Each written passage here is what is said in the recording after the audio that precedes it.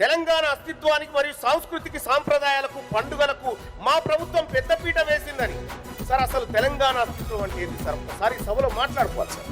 Sir Telangana అస్తిత్వం అంటే ఈ ప్రాంతం మట్టి వాసన సార్. ఇక్కడి ప్రజల ఆత్మీయత, పౌరుషం, తాము కోరుకున్న విధంగా బ్రతకాలని అనుకోవడమే సార్. బ్రతకాలన్న ఆకాంక్షే ఇది అస్తిత్వం అంటే. ఇంకో మాటలో చెప్పాలంటే సార్, మా నీళ్లు, మా నిధులు, మా నియామకాలు సార్ తెలంగాణ అస్తిత్వం అంటే. నీళ్ల సంగతి ఒకసారి చూద్దాం సార్. కృష్ణా నదిలో తెలంగాణకు రావాల్సిన వాటర్ దాదాపు 560 టీఎంసీలు సార్. కానీ ఇప్పుడు తగ్గింది ఎంత సార్? 299 టీఎంసీలు మాత్రమే. గోదావరిలో 980 టీఎంసీలు దక్కాల్సి ఉంటే దక్కింది 600 టీఎంసీలు కూడా లేదు అధ్యక్ష. ఇక తెలంగాణ అస్తిత్వంలో నీళ్ల కథ ఇట్లుంటే అధ్యక్ష, నియామకాల కథ చూద్దాం అధ్యక్ష. ఆంధ్ర వాళ్ళు మన ఉద్యోగాలు దోపిడీ చేస్తున్నారని వదిలిపెట్టి విద్యార్థులు రోడ్డెక్కే ప్రాణాలకు తెగించిండ్రు, ఆత్మ బలిదానాలు చేసిండ్రు.